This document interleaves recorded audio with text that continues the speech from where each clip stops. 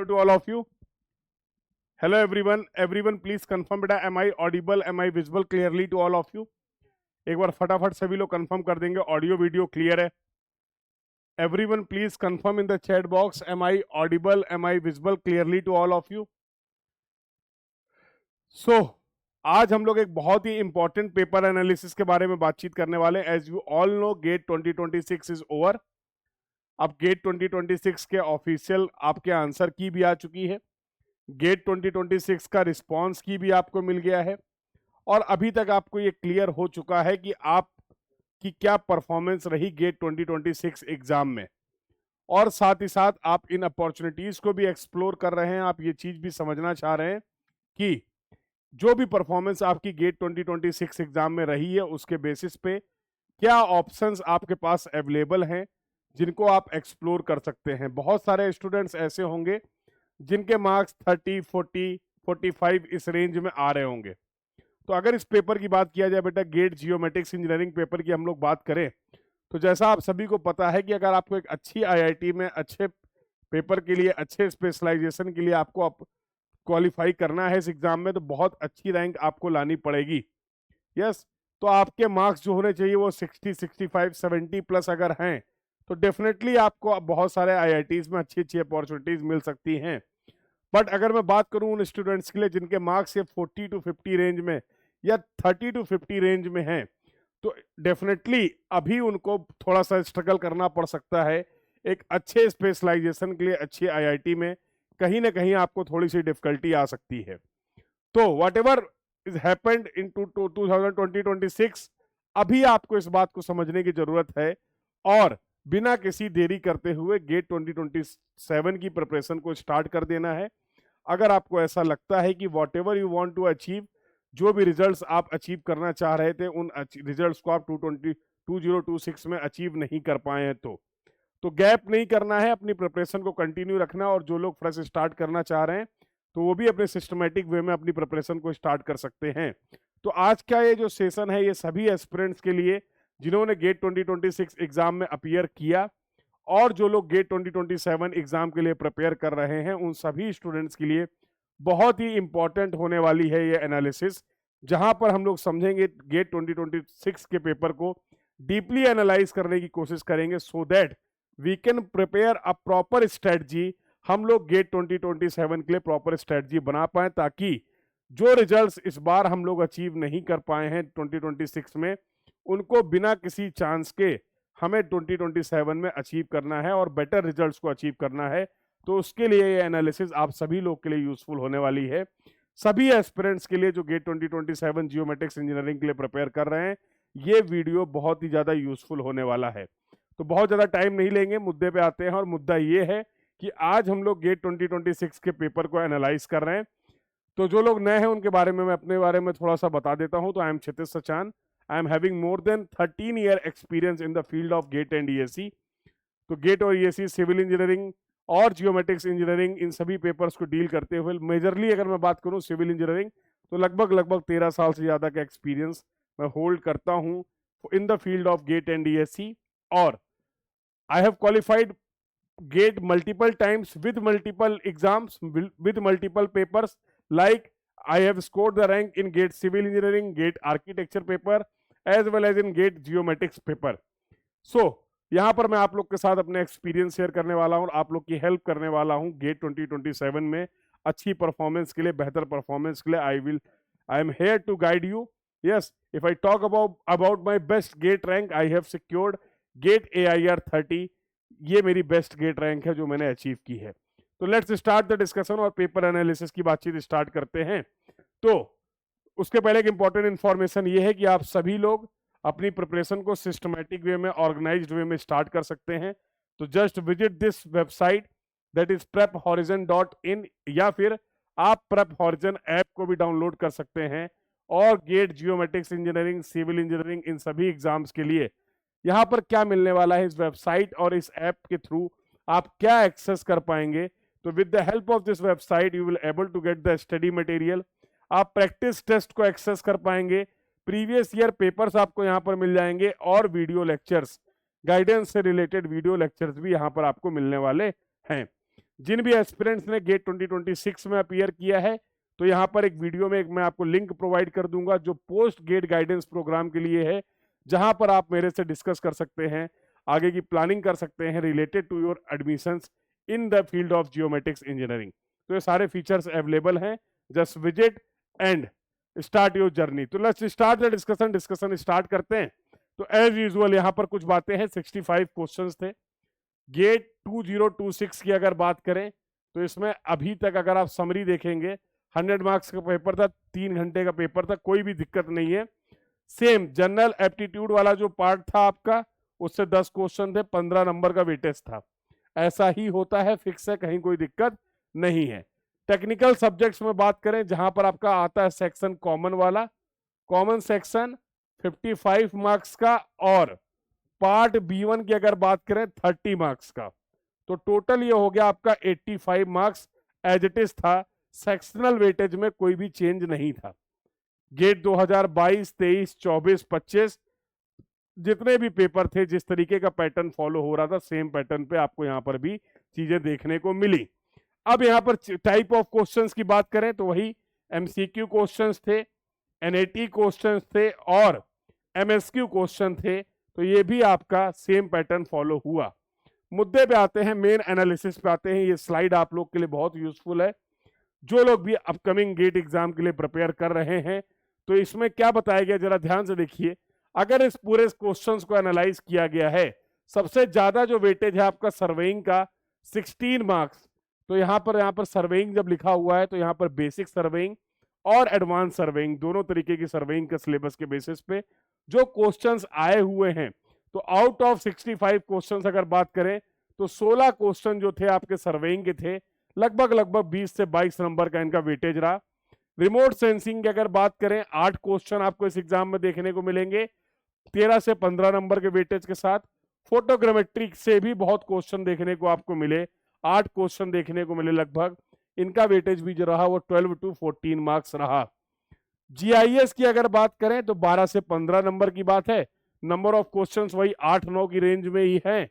और अगर GNSS की बात करें, 9 questions of 11 to 13 marks. Engineering mathematics 7 question थे, 10 से 12 नंबर का वेटेज रहा। मैप प्रोजेक्शन की अगर बात करें, 5 क्वेश्चंस थे, 6 to 8 मार्क्स का वेटेज रहा। तो सर्वेइंग वाला पोर्शन ऑब्वियसली यहां पर इंपॉर्टेंट है आपके लिए, बट बहुत ही बैलेंस्ड पेपर था। अगर आप देखेंगे तो लगभग हर टॉपिक से पूछा गया है। इससे एक बात क्लियर होती है कि अगर आप गेट 2027 एग्जाम के लिए प्रिपेयर कर रहे हैं तो कोई भी टॉपिक आपको मिस नहीं करना है। अगर आप कोई भी टॉपिक छोड़ के जाते हैं, मतलब लगभग 8 से 9 नंबर का वेटेज सिलेबस जो है, अगर आप कंप्लीट सिलेबस कवर नहीं करते हैं तो बहुत लॉस होने वाला है, क्योंकि यहाँ पर सभी सब्जेक्ट्स का वेटेज जो है वो ऑलमोस्ट इक्वल है। आप देख सकते हैं, अगर हम लोग सिविल इंजीनियरिंग से कंपेयर करें तो सिविल इंजीनियरिंग में ऐसा नहीं है। सिविल इंजीनियरिंग में बहुत सारे सब्जेक्ट्स हैं जिनका वेटेज बहुत कम है। जैसे स्टील स्ट्रक्चर की बात करें तो गेट में 1 से 2 नंबर का क्वेश्चन आपको देखने को मिलता है।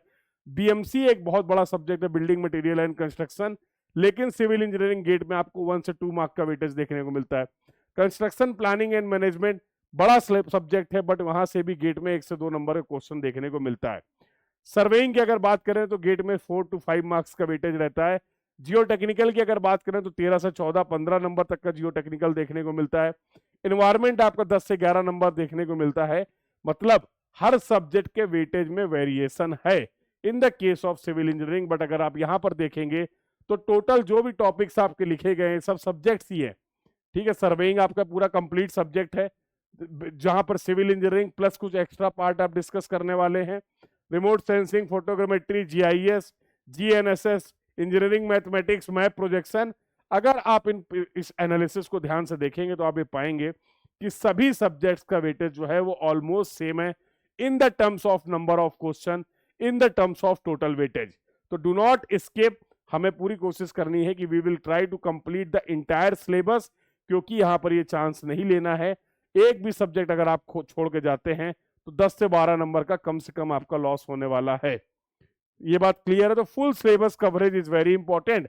और एप्टीट्यूड की अगर बात करें, कौन कौन से टॉपिक्स थे 15 मार्क्स में, तो permutation, combination, probability, geometry, speed और डेटा इंटरप्रिटेशन के क्वेश्चंस देखने को मिले। मैथमेटिक्स क्वेश्चन नंबर भी मैंने यहाँ पर मेंशन कर दिए हैं। ये स्लाइड आपको मिल जाएगी ऐप पर। ये जितने भी क्लास के नोट्स हैं ये आप ऐप के थ्रू एक्सेस कर सकते हैं, तो यहाँ पर सारी डिटेल आपको मिल जाएगी। हो सकता है कुछ चीजें विजिबल ना हो। तो इंजीनियरिंग मैथमेटिक्स जो 10 से 12 नंबर का है, तो इसमें बेसिकली प्रोबेबिलिटी और स्टैटिस्टिक्स वाले क्वेश्चन थे, वेरिएशन और कोरिलेशंस वाले क्वेश्चन थे, हाइपोथेसिस टेस्टिंग वाला पार्ट था, और न्यूमेरिकल मेथड्स। तो लगभग 7 क्वेश्चन जो मैंने आपको बताए वो किन किन टॉपिक्स से थे वो भी मैं यहाँ पर आपको एनालिसिस बता रहा हूँ।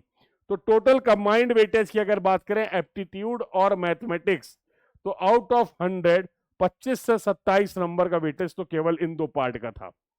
25 से 27 नंबर आपके कवर हो जाते हैं इंजीनियरिंग मैथमेटिक्स और इंजीनियरिंग एप्टीट्यूड से। तो अभी जो आपका जियोमेट्रिक्स इंजीनियरिंग का बैच चल रहा है, ऑलरेडी बैच स्टार्ट हो चुका है गेट 2027 के लिए। प्रेप हॉरिजन ऐप पर जाकर आप बैच की डिटेल को चेक कर सकते हैं।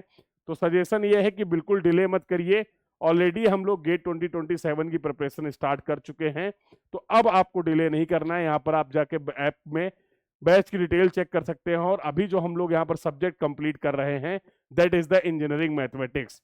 तो you can start your preparation in a systematic way, in a organised way with the prep horizon if you are serious about the GATE 2027 geometrics engineering paper। Surveying का जैसा आप देख पा रहे हैं सबसे ज्यादा वेटेज रहा, जैसा मैंने आपको बताया 15-16 क्वेश्चन देखने को मिले, तो 23% का ऑलमोस्ट वेटेज रहा। टॉपिक सर क्या थे? एरर प्रोपगेशन, जीएनएसएस की में अगर मैं बात करूं तो यहाँ पर कौन कौन से टॉपिक्स थे? थियोडेलाइट्स की error, levelling, fore bearing back bearing का concept, stereo pair, parallax, all the questions number, even हर टॉपिक से रिलेटेड क्वेश्चन नंबर भी यहाँ पर क्लियरली मेंशन है जो आप देख पा रहे हैं। इसी एनालिसिस के बेसिस पे हमें अपकमिंग गेट 2027 एग्जाम के लिए भी प्रिपेयर करना है, क्योंकि एग्जाम का वेटेज लगभग कुछ इसी तरीके का रहने वाला है। ठीक है, चलिए अगर आगे बातचीत करें तो यहाँ पर जैसे रिमोट सेंसिंग और फोटोग्रामेट्री वाले पार्ट को अगर हम लोग क्लब कर देते हैं तो इन दोनों पार्ट से लगभग 28 नंबर का वेटेज रहा।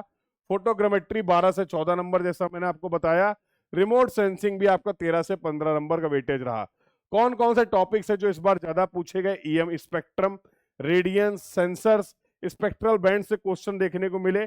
एरियल फोटोग्राफ्स, रिलीफ डिस्प्लेसमेंट का सवाल था, स्टीरियो पेयर के 2 सवाल थे, फ्लाइंग हाइट के 2-3 सवाल थे। तो इस तरीके से टॉपिक्स भी क्लियरली मेंशन है जो मोस्ट आस्क्ड टॉपिक रहे हर सब्जेक्ट के आपके गेट 2026 एग्जाम के लिए। चलिए तो आगे कंटिन्यू कर लेते हैं। सिमिलरली अगर जीएनएसएस और जीआईएस को कंपेयर करें तो इसका वेटेज भी कंबाइंड वेटेज 26 मार्क्स का रहा। जीआईएस का वेटेज 12 से 15 नंबर और ग्लोबल नेविगेशन सैटेलाइट सिस्टम का वेटेज जो रहा वो 11 से 13 नंबर का रहा। टॉपिक्स की बात करें, जीपीएस प्रिंसिपल, साइकिल स्लिप के क्वेश्चन आपने देखे, डीओपी के क्वेश्चंस देखे, एरर के क्वेश्चंस देखे, टोपोलॉजिकल से रिलेटेड, प्रोजेक्शन, ट्रांसफॉर्मेशन और बुलियन, इन सभी टॉपिक्स के क्वेश्चन आपको देखने को मिले जो कि आपके जीपीएस और जीआईएस का पार्ट थे। तो आई होप आप सभी लोग इस एनालिसिस को, चीजों को अच्छे से समझ पा रहे हैं। ओवरऑल अगर मैं बात करूं क्वेश्चन के टाइप और डिफिकल्टी एनालिसिस की, तो जैसा मैं बोलूं डिफिकल्टी डिस्ट्रीब्यूशन इजी, 35% क्वेश्चन जो थे जिनको आप बोल सकते हैं वो इजी कैटेगरी के थे, जहां पर बेसिक कंसेप्ट और डायरेक्ट फॉर्मूला से क्वेश्चन सॉल्व हो सकता था। मीडियम कैटेगरी की अगर बात करें तो लगभग 50% क्वेश्चन आपके पूरे पेपर में मीडियम कैटेगरी डिफिकल्टी लेवल के थे, जो कि एप्लीकेशन बेस्ड थे। एक से ज्यादा स्टेप्स अगर आपको उसका आंसर निकालना है फाइनल आंसर के लिए, एक से ज्यादा स्टेप इन्वॉल्व थे, एक से ज्यादा स्टेप्स इन्वॉल्व थे। तो ऐसे 50% वेटेज रहा। और डिफिकल्ट क्वेश्चन की अगर बात करें तो रैंक डिसाइड करने के लिए हर पेपर की तरीके इस पेपर में भी 15% डिफिकल्ट पेपर थे, जिनमें कॉम्प्लेक्स कैलकुलेशन था, अच्छी कंसेप्चुअल डिटेल रिक्वायर्ड थी और साथ साथ proper application, in depth knowledge of concept required था उन क्वेश्चंस को डील करने के लिए। तो अगर इस जनरल पैटर्न की मैं बात करूं तो ये जो पैटर्न आप देख पा रहे हैं ये लगभग वही पैटर्न है जो गेट का पैटर्न होता है। गेट का पेपर इसी पैटर्न पे बनाया जाता है। ना ही कभी ऐसा होता है कि सारे क्वेश्चंस बहुत डिफिकल्ट आ जाएं, ना ही कभी ऐसा होता है कि पेपर बहुत आसान आ जाए। कितने परसेंटेज क्वेश्चन डिफिकल्ट होंगे, कितने मॉडरेट लेवल के होंगे और कितने इजी होंगे, ये एक स्टैंडर्ड पेपर का फंक्शन रहता है, क्राइटेरिया रहता है। उसी के बेसिस पे ये पेपर्स आपके लिए बनाए जाते हैं। तो बहुत ज़्यादा स्टूडेंट से परेशान रहते हैं कि पेपर इजी आएगा, डिफिकल्ट आएगा, नहीं, लगभग लगभग अगर आप देखोगे तो एक ही, क्योंकि ये कोई ऐसा नहीं है, जैसे आप इस बात को ऐसे समझिए कि ये पूरी रेसिपी जो है एग्जाम बनाने की, उसमें हर चीज का प्रपोर्शन फिक्स है। तो अगर हर चीज के प्रपोर्शन को, अगर आप हर इंग्रेडिएंट को सेम क्वांटिटी में सेम तरीके से प्रोवाइड करते हैं, तो obviously the taste is going to be same, yes और नो। उसी तरीके से अब ऐसा एग्जैक्टली सेम भी नहीं होगा, थोड़ा बहुत वेरिएशन होगा ही होगा, यस और no, that depends upon the skill. हाँ, तो अगर कुकिंग का एग्जांपल ले लें तो सेम सारे इंग्रेडिएंट्स हो, सेम क्वांटिटी हो, उसके बाद अगर दो लोग अलग अलग बना रहे हैं, कुक कर रहे हैं, तो ऑब्वियसली टेस्ट में डिफरेंट थोड़ा बहुत तो होगा, but almost we can say कि if keeping all other factors same, अगर हम सारे बाकी फैक्टर्स को कंट्रोल करते हैं तो बहुत हद तक हम टेस्ट को भी सिमिलर अचीव कर सकते हैं। तो हर साल गेट के पेपर में अगर आप पाएंगे, मुझे ऐसा लगता है कि एक ऐसा टॉपिक है जिसमें बहुत ज़्यादा स्टूडेंट्स को परेशान नहीं होना चाहिए, बहुत ज़्यादा गुमराह नहीं होना चाहिए, क्योंकि क्या रहा पेपर, कितना डिफिकल्ट रहा, क्या रहा, जो रहा सो रहा, ठीक है। आपकी जो परफॉर्मेंस है वो इसी पेपर के बेसिस पे बेस्ड आपको एवेल्युएट किया जाएगा। तो बहुत ज़्यादा एनर्जी इन सब चीज़ों में नहीं लगाना है, क्योंकि एज ए स्टूडेंट ये सब चीज़ें आपके कंट्रोल में नहीं है कि पेपर इजी आएगा, कि मॉडरेट आएगा, कि डिफिकल्ट आएगा, कि बहुत डिफिकल्ट आएगा। बट एज ए स्टूडेंट अगर मैं बात करूं, एज ए एस्पिरेंट अगर मैं बात करूं, तो आपके हाथ में ये जरूर है कि आप अपने पूरे सिलेबस को कंप्लीट करिए, आप अच्छे से रिवीजन करिए, आप अच्छे से ज़्यादा क्वेश्चंस को प्रैक्टिस करिए, आप प्रीवियस ईयर क्वेश्चन को प्रैक्टिस करिए, आप टेस्ट में पार्टिसिपेट करिए, आप सभी फॉर्मूलों पे कमांड रखिए, आप एप्लीकेशन बेस्ड क्वेश्चन करिए, that all things are in your control and the level of paper that is going to become is not in your control at all. So do not waste your energy, put your energy in the right direction at the right place to achieve the good results or the better results. Clear भाई? तो अगर मैं बात करूं MSQ, हाँ MSQ में थोड़ा सा आपको ध्यान देना पड़ेगा, क्योंकि एमएसक्यू का जो नेचर है, अगर आप सारे आंसर्स को मार्क नहीं करते हैं करेक्टली तो you will not get the marks. और एनएटी में क्या है भैया, बिल्कुल यूनिट्स में सिली मिस्टेक्स के चांसेस बहुत रहते हैं, तो एनएटी में भी ध्यान देना है। आपको एग्जाम में अगर अच्छा परफॉर्म करना है तो सबसे पहले एग्जाम के बारे में बहुत अच्छे से क्लियरली उन चीज़ों को, एग्जाम की रिक्वायरमेंट को समझना पड़ेगा। तो आई होप इन सभी सेशंस की हेल्प से मैं आप लोग को ये इन्फॉर्मेशन प्रोवाइड कर पा रहा हूँ, ताकि आप इस एग्जाम के बारे में ज़्यादा से ज़्यादा अवेयर हो सकें और इजीली अपने एग्जाम्स को, अपने रिजल्ट्स को अचीव कर पाएं। तो अगर बात करते हैं नेक्स्ट हाई प्रायोरिटी टॉपिक की बात करें, surveying, statistical analysis, photogrammetry, GIS, GNSS, remote sensing, मतलब ऑलमोस्ट इंटायर सिलेबस बहुत ही बेहतरीन तरीके का, बहुत ही बेहतरीन तरीके का आपको पेपर देखने को मिला, जहां पर पूरे सिलेबस को, कंप्लीट सिलेबस को पूरी तरीके से आपको कंप्लीट करना है। Entire coverage of the syllabus is required अगर आप अच्छी रैंक यहां पर लाना चाह रहे हैं। यू कैन नॉट अफोर्ड कि आप कोई टॉपिक, आप कोई सब्जेक्ट छोड़ के चले जाएं, क्योंकि बहुत ही बैलेंस्ड वे में पेपर बन रहा है। हर सब्जेक्ट की एक वेटेज है जो कि लगभग लगभग बराबर है, तो ये कोई यहाँ पर बहुत ज्यादा सेलेक्टिव स्टडी वाला कंसेप्ट नहीं चलेगा। ठीक है भैया, सर्वेइंग, फोटोग्रामेट्री बहुत बेहतरीन से पढ़ना, सभी कुछ मीडियम प्रायोरिटी है। अगर थोड़ा सा इससे रिलेटिवली अगर बात करें जीएनएस, जीआईएस, एसेंशियल की अगर बात करें तो मैथमेटिक्स और जनरल एप्टीट्यूड का तो कोई आपके पास सब्स्टिट्यूट है ही नहीं। मैं तो ये सजेस्ट करूंगा कि अभी आपके पास बहुत टाइम है, अगर आप सिस्टमेटिक वे में अच्छे तरीके से प्रिपेयर करते हैं तो बहुत टाइम अभी आपके पास है गेट 2027 के लिए। लेकिन डायरेक्शन प्रॉपर होनी चाहिए और जो आप एफर्ट्स लगा रहे हैं वो सिस्टमेटिक होने चाहिए, ऑर्गेनाइज्ड होने चाहिए और टेस्टेड होने चाहिए। हिट एंड ट्रायल बेसिस पे आपको अपना टाइम वेस्ट नहीं करना है। फॉलो द ऑथेंटिक सोर्सेज, जो आपके पास इंफॉर्मेशन है, जिन भी रिसोर्सेज को आप फॉलो कर रहे हैं, that should be authentic and tested. ठीक है, तो ऐसा नहीं है कि आप हिट एंड ट्रायल मोड में जा रहे हैं और अपने टाइम और एनर्जी को वेस्ट कर रहे हैं। तो टाइम मैनेजमेंट भी बहुत इंपॉर्टेंट है, स्ट्रेटजी पे भी काम करना है। तो इसी तरीके की बेहतरीन इंफॉर्मेशन आपको लगातार इस चैनल पे मिलती रहेगी। तो अगर आप नए हैं इस चैनल पे तो डू सब्सक्राइब द चैनल को सब्सक्राइब कर लीजिए, ताकि सभी रिलेटेड इंफॉर्मेशन आप तक प्रॉपर पहुंच पाए। डू विजिट दिस वेबसाइट, बहुत सारा कंटेंट यहाँ पर अवेलेबल है। मैं अब एक स्लाइड में आपको नहीं बता सकता हूँ क्या क्या अवेलेबल है, बट अगर आप इस एग्जाम के लिए प्रिपेयर कर रहे हैं तो यहाँ पर जब आप विजिट करेंगे तो you are going to be at good place. आप बहुत सारी चीज़ें यहाँ पर देख पाएंगे। Download the Prep Horizon app and start your learning for GATE 2027 के लिए अपनी प्रिपरेशन को स्टार्ट कर सकते हैं। जब सभी स्टडी मटेरियल को एक्सेस करिए, प्रैक्टिस टेस्ट को एक्सेस करिए, PYQs अवेलेबल हैं, वीडियो लेक्चर्स अवेलेबल हैं, सारे फीचर्स आपके पास अवेलेबल हैं, डू एक्सेस। तो आई होप आप सभी लोग के लिए ये इंफॉर्मेशन रिलीवेंट रही। तो गेट 2026 की एनालिसिस करना बहुत ही ज्यादा इंपॉर्टेंट है, और किसी भी क्वेरी के लिए you all can connect with me.